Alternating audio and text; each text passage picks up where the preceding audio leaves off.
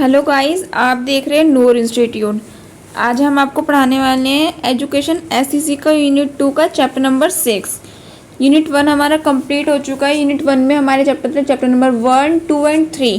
फिर यूनिट 2 हमारे स्टार्ट होता है। यूनिट 3 में हमारे चैप्टर नंबर क्या है, 4, 5 एंड आज हम 6 पढ़ेंगे। 4, 5 हम पढ़ चुके हैं, आज हम पढ़ेंगे 6। तो हमारे चैप्टर नंबर 6 का क्या नाम है, विकलांग व्यक्ति अधिनियम 1995 और 2016, यानी कि 1995 और 2016। अब पहले पढ़ते हैं दिव्यांग व्यक्ति अधिनियम 1995 क्या है और उसमें क्या क्या होता है वो देखिए। ये अधिनियम संविधान के अनुच्छेद 253 से पठित संघ सूची की मध्य क्रम संख्या 13 के अंतर्गत अधिनियमित किया गया है। ये एशियाई एवं प्रशांत क्षेत्र में दिव्यांग व्यक्ति की पूर्ण भागीदारी और समानता की उद्घोषणा को कार्यान्वयन करता है और उनकी शिक्षा, उनके रोजगार, बाधा रहित परिवेश का सृजन, सामाजिक सुरक्षा इत्यादि का प्रावधान करता है। इस अधिनियम के कार्यान्वयन के लिए विभिन्न केंद्रीय मंत्रालयों, विभागों, राज्यों, केंद्र शासित प्रदेशों, स्थानीय निकायों सहित यथोचित सरकार द्वारा एक बहु कार्यक्षेत्र सहयोगात्मक दृष्टिकोण अपनाने की आवश्यकता है। अब हम देखते हैं विकलांग व्यक्ति के अधिकार अधिनियम 2016, यानी कि अभी हमने पढ़ा था 1995, अब हम पढ़ेंगे 2016 यानी 2016। अब ये क्या है, इसमें परिचय क्या है इसका, आप वो देखिए।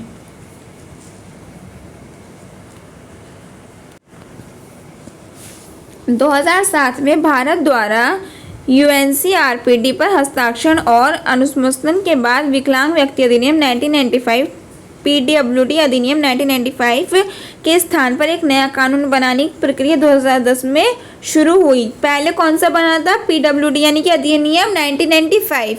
उसके बाद जो अपनी न्यू कानून बना वो कब बना था, 2010 में उसकी प्रक्रिया शुरू हुई थी, ताकि UNCRPD के अनुरूप बनाया जा सके।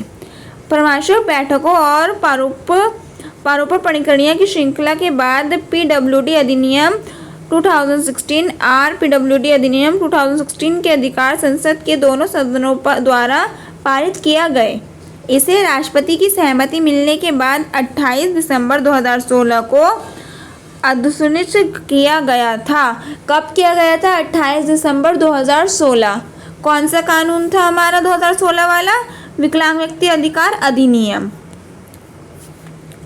विकलांग व्यक्ति PWD के संस्करण के लागू किए जाने वाले सिद्धांत में निहित गरिमा, व्यक्तिगत स्वतंत्रता के लिए सम्मान, अपनी पसंद बनाने की स्वतंत्रता और व्यक्तियों की स्वतंत्रता शामिल है, कि मतलब अपने पसंद से कार्य कर सकते हैं, अपनी स्वतंत्रता बना सकते हैं। ये अधिनियम गैर भेदभाव पूर्ण और प्रभावी भागीदारी और समाज में समावेश, अंतर के लिए सम्मान और मानव विविधता और मानवता के हिस्से के रूप में अक्षमताओं से स्वीकृति, अवसर की समानता, पहुंच, पुरुषों और महिलाओं के बीच समानता, बच्चों की विकसित क्षमताओं के लिए सम्मान पर जोर देता है।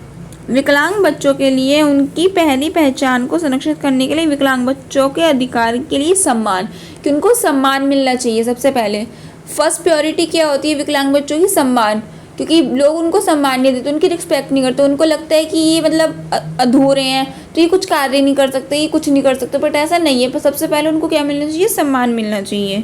ये सिद्धांत विकलांगता के बारे में सोचने में एक सामाजिक कल्याण की चिंता से मानवाधिकार के मुद्दे पर एक आदर्श बदलाव को दर्शाता है। हम पढ़ेंगे भारत में विकलांगता अधिकारों का विकास। अब विकास कैसे हुआ वो देखिए। अधिकारों और सम्मानों में समानता जो हुई थी वो एक मौलिक अधिकार है।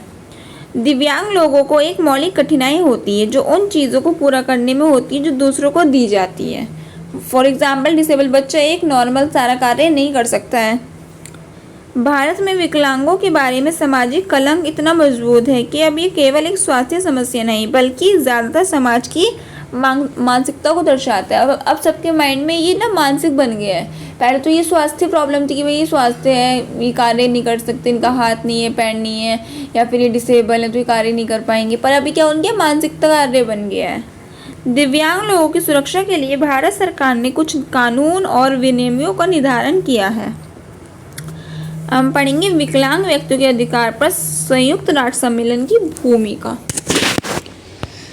विकलांग व्यक्तियों के अधिकार पर संयुक्त राष्ट्र सम्मेलन और इसके विकल्प प्रोटोकॉल क्या आता है वो देखिए। ARIS 61 एंड 106 को 13 दिसंबर 2006 को न्यूयॉर्क में संयुक्त राष्ट्र मुख्यालय में अपनाया गया था और 30 मार्च 2007 को हस्ताक्षर के लिए खोला गया था। वहाँ वर्तमान में CRPD के लिए 177 अनुसमर्थन और इसके वैकल्पिक प्रोटोकॉल के 92 अनुसमर्थन है। CRPD एक ऐतिहासिक अंतर्राष्ट्रीय संधि है। ये एक व्यापक मानवाधिकार सम्मेलन और अंतर्राष्ट्रीय विकास उपकरण है और विकलांगता अधिकार आंदोलन में केंद्र में है। इसमें सेकंड टॉपिक क्या आता है? समिति का निर्माण। समिति का निर्माण क्या है वो देखिए। इसके प्रावधान है ये गाइस। शारीरिक रूप से सक्षम व्यक्तियों के लिए समिति के निर्माण की व्यवस्था की गई है। इसमें केंद्र एवं राज्य सरकार के साथ कल्याण मंत्री को अध्यक्ष के रूप में स्वीकार किया गया है। इस विभाग से संबंधित सचिवों को भी इसमें सम्मिलित किया गया है। इसके साथ साथ शिक्षा, स्वास्थ्य, औद्योगिकरण विकास, ग्रामीण विकास एवं विज्ञान तथा तकनीकी विभागों को सचिव को भी इस समिति में स्थान दिया गया है। इस समिति के द्वारा विकलांग छात्र छात्राओं के सर्वांगीण विकास की परिकल्पना की गई है। थर्ड पॉइंट आता है हमारा पृथक शैक्षिक व्यवस्था। शारीरिक रूप से अक्षम छात्रों के लिए पृथक शैक्षिक व्यवस्था का प्रावधान किया गया। इसके अंतर्गत निम्नलिखित व्यवस्थाएं हैं। अब इसकी व्यवस्थाएं क्या है वो देखिए। विकलांग व्यक्तियों के लिए एशियन एवं पैसिफिक क्षेत्र की दृष्टि से इस अधिनियम को सन 1995 में घोषित किया गया। इस अधिनियम के अंतर्गत प्रावधान है कि शारीरिक अक्षमता से युक्त व्यक्ति एवं बालिकाओं को प्रत्येक क्षेत्र में सामान्य बालक एवं बालिकाओं को समान अवसर प्रदान किया जाए। यानी कि जैसे कि नॉर्मल बच्चों को मिलता है वैसे ही उन बच्चों को भी मिले, जिससे कि उनको अपनी विकलांगता एक अभिशाप के रूप में अनुभव ना हो। उनको समाज के मुख्य धारा में जोड़ने के लिए सरकार द्वारा संपूर्ण प्रयास किए जाने चाहिए। इस कार्य में केंद्र सरकार एवं राज्य सरकार दोनों के द्वारा पूर्ण सहयोग करना चाहिए।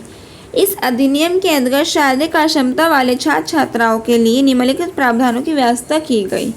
और उसमें व्यवस्था प्रावधान क्या थे, व्यवस्था क्या थी उनकी वो देखिए। नंबर 1 है अक्षमता की स्थिति को प्रभावित करना। इसके अंतर्गत ये निश्चित किया गया कि किस सीमा तक व्यक्ति को शारीरिक रूप से अक्षम माना जाएगा, मतलब सीमा बनाई गई थी।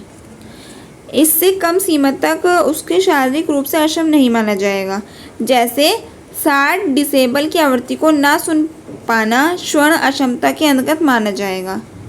इसकी प्रकार गति, कौशल, दृष्टि संबंधी एवं कुछ रोग संबंधी अक्षमताओं को भी इस द्वारा प्रावधान में परिभाषित किया गया है, जिनके द्वारा शारीरिक रूप से अक्षम व्यक्तियों को पहचान कर उनके सामान्य में पृथक किया जा सकता है। अब हमारा सेकंड टॉपिक आता है, सेकंड प्रावधान आता है वो है समिति का निर्माण। समिति का निर्माण। शारीरिक रूप से अक्षम व्यक्तियों के लिए समितियों के निर्माण की व्यवस्था की गई है। इसमें केंद्र एवं राज्य सरकार के समाज कल्याण मंत्री को अध्यक्ष के रूप में स्वीकार किया गया है। इस विभाग से संबंधित सचिवों को भी इसमें सम्मिलित किया गया है। इसके साथ साथ शिक्षा, स्वास्थ्य, औद्योगिकरण विकास, ग्रामीण विकास एवं विज्ञान तथा तकनीकी विभागों के सचिव को भी इस समिति में स्थान किया गया है। इस समिति के द्वारा विकलांग छात्र छात्राओं के सर्वांगीण विकास की परिकल्पना की गई है। थर्ड आता है हमारा पृथक शैक्षिक व्यवस्था। शारीरिक रूप से अक्षम छात्रों के लिए पृथक शैक्षिक व्यवस्था का प्रावधान किया गया है। इसके अंतर्गत निम्नलिखित व्यवस्थाएं वो ये हैं, देखिए।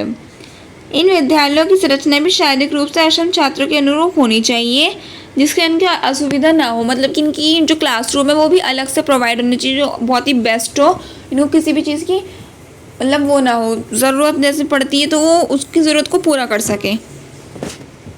सेकेंड है हमारा, इन छात्रों को पृथक शिक्षण विधियों से शिक्षण कराना जाए, जिससे इनकी अधिगम स्तर को उच्च बनाया जा सके।